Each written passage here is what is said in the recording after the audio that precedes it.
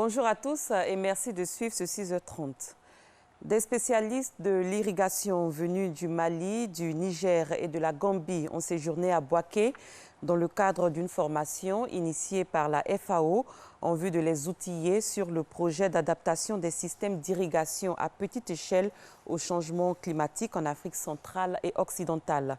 Ce projet a pour but d'assurer la sécurité alimentaire dans chacun des 4 pays dont sont issus ces spécialistes. Léon Brou. Sécheresse et inondations, des chocs climatiques bien connus des pays d'Afrique de l'Ouest comme la Gambie, le Mali, la Côte d'Ivoire et le Niger. Conséquence, destruction des systèmes d'irrigation, pénurie d'eau, chute de la production agricole. À l'origine, la non-maîtrise des saisons du fait du changement climatique. Au moment où tu t'attends pas à une pluie, la pluie arrive. Ça trahit un peu les mises en place des cultures. Les systèmes actuels sont des systèmes qui contribuent à la perte de l'eau mobilisée. Au Niger, c'est chaque 2 ans, chaque 3 ans, il y a une sécheresse qui amène des crises alimentaires. Pourtant, la production vivrière doit augmenter d'au moins 60% d'ici à 2050 pour permettre d'assurer la sécurité alimentaire selon la FAO. Faut-il dès lors durablement adapter les systèmes d'irrigation à petite échelle au changement climatique?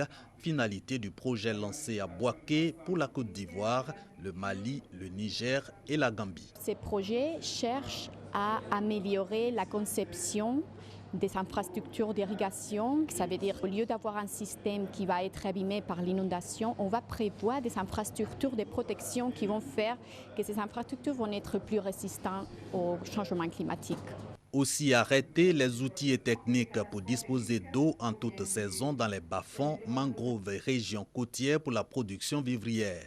Pareil pour les investissements dans chacun des 4 pays pilotes du projet, un projet cofinancé par la FAO et le FIDA, le Fonds international pour le développement agricole, pour $1 600 000, soit environ 800 millions de francs CFA.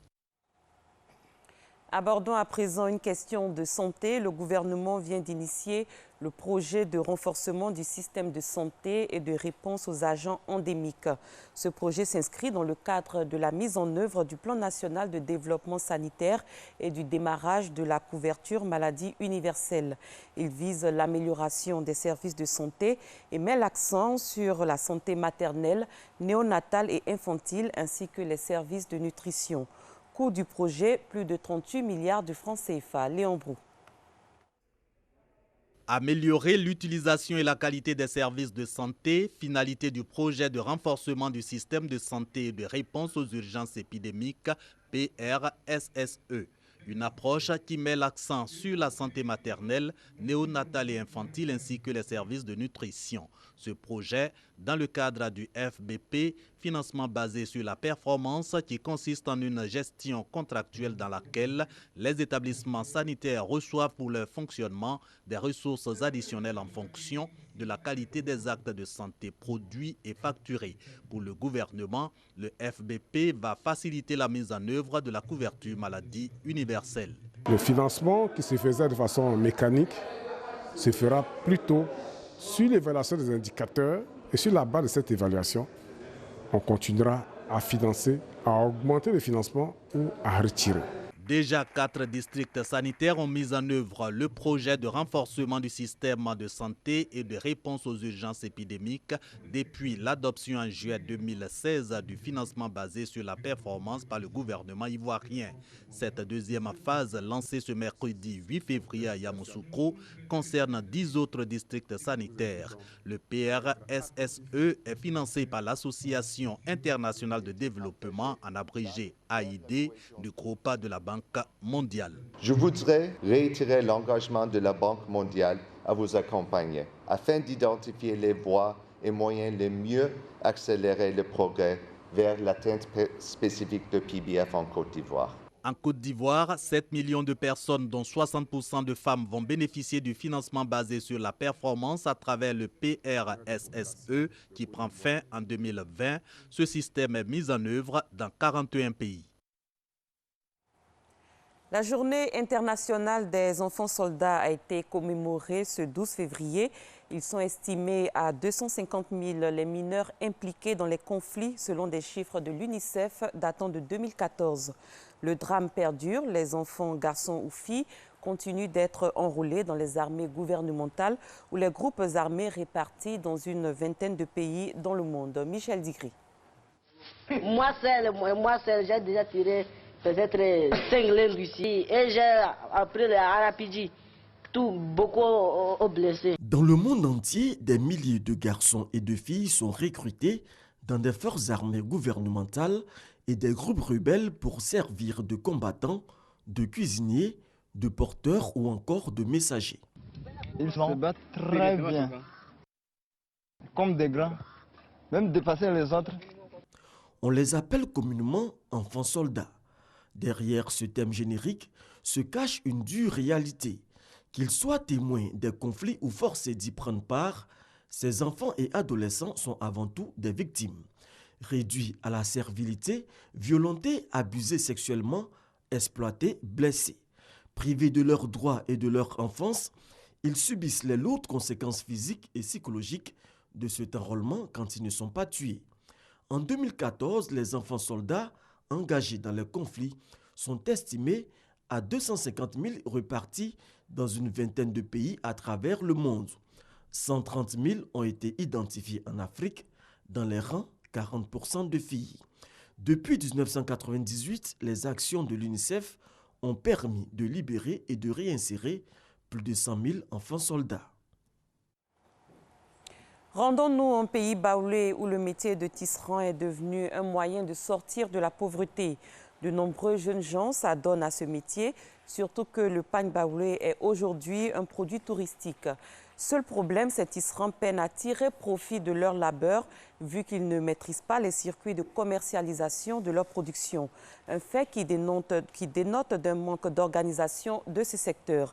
Tisserand du Vébaoulé, la rançon de l'inorganisation est un dossier signé Eugène Atoubi.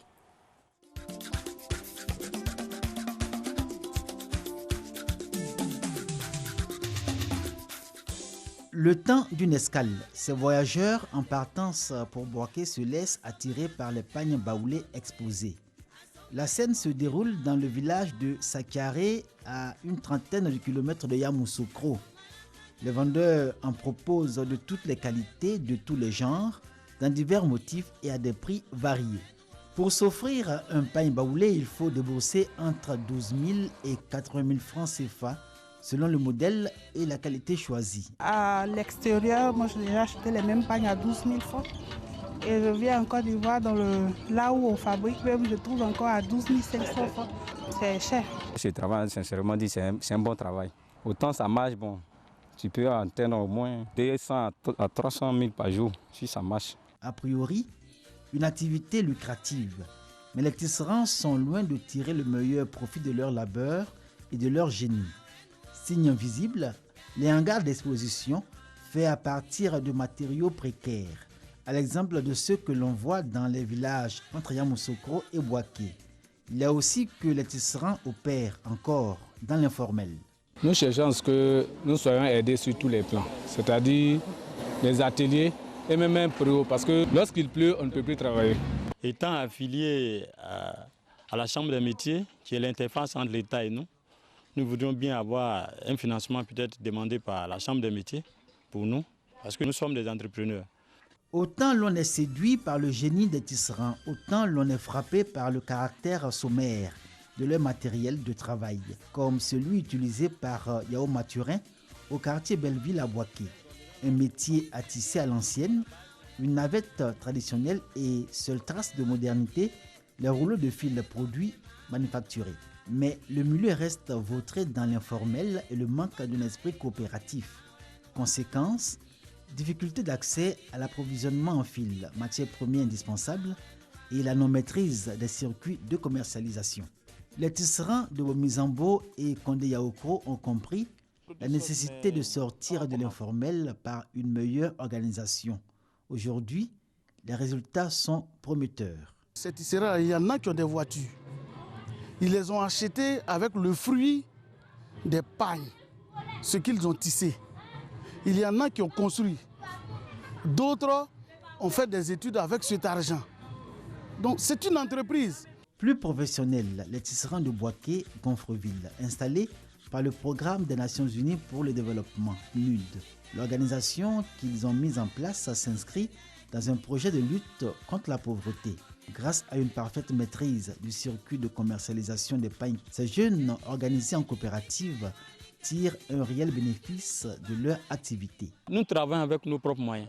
Si on avait de l'aide, des subventions, on pouvait encore faire mieux que ce que nous faisons aujourd'hui. Sinon, le métier de tisserand nourrit son homme. Le pagne baoulé attire et plaît surtout par sa double dimension de produit identitaire d'un peuple issu à l'origine du sacré et aujourd'hui touristique. À ses promoteurs, les tisserands notamment, de savoir obtenir un retour sur investissement qui leur soit vraiment profitable. Car pour ce qui est vu aujourd'hui, ces tisserands paient le prix de leur inorganisation.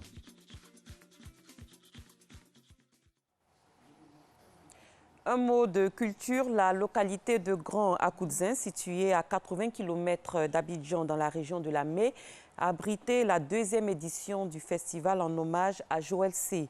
Durant 3 jours, musique aké, moderne et traditionnelle était au menu de ce rendez-vous culturel qui a pris fin hier dimanche. Franck Wadiou. À travers les barreaux de sa tombe nouvellement rénovée, bien visible, la photo de Joël C. 9 ans déjà que l'artiste a été privé de l'affection des mélomanes ivoiriens. À Grand Akoudzin, son village, ce festival depuis 2 ans pérennise son œuvre. Elle a représenté la Côte d'Ivoire partout dans le monde et j'ai décidé de faire un festival, élever son nom pour qu'on puisse parler d'elle partout en Côte d'Ivoire. Je ne voudrais pas qu'on ne cesse de parler de Joël C. C'est pour ça que j'ai organisé ce festival et ça sera chaque année en février. Nous sommes samedi 11 février, jour 2 du festival hommage à Joël C. Les tam-tams sur la place du village appellent au rassemblement. C'est que Joël C, à l'instar de bien d'autres avant elle, aura contribué au succès de la musique aké dans le sud de la Côte d'Ivoire. Ce festival est donc un espace à tout trouver pour faire l'état des lieux. C'est une musique qui a eu ses années de gloire et qui peut continuer d'avoir ces années de gloire s'il y a une vision claire et précise pour l'avenir de cette musique-là. Seka Yaba Joël, ou si vous voulez, Joël C. Une bête de scène, humoriste, artiste confirmé ou débutant, n'ont pas voulu trahir sa mémoire. Une artiste qui a fait bouger beaucoup la musique aké et qui a réussi à la mettre un peu à un plan international en y incorporant des sonorités capables d'être vendues hors. Il faut accompagner cette musique-là, lui donner des infrastructures, lui donner des structures, penser réellement à la formation des musiciens et puis avoir des mécènes qui rêvent grand. La scène, mais surtout la voix, le chant. Léo Kadi, bercée depuis sa tendre enfance par l'artiste, à Grand Akoudzin, elle symbolise quelque peu la relève.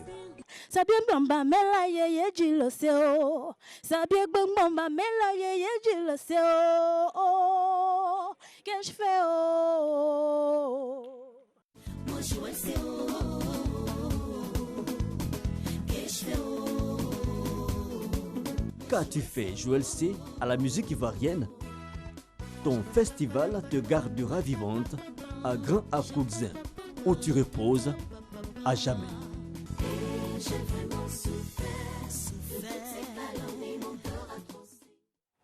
L'actualité à l'étranger, en Centrafrique, un général de l'ex-Séléka est mort après la contre-attaque de la MINUSCA alors qu'une colonne de rebelles tentait samedi d'avancer sur la ville de Bambari, contrôlée par une faction rivale. Un autre combattant a également été tué. Au Mali, les forces de sécurité ont mis fin samedi à une opération de ratissage contre des terroristes dans le centre du pays. Elles affirment avoir arrêté une vingtaine de présumés terroristes et tué une personne. Par ailleurs, plusieurs personnes sont portées disparues. C'est la fin de ce 6h30. Merci de l'avoir suivi. Excellent début de semaine à tous et à toutes. Merci Maïs.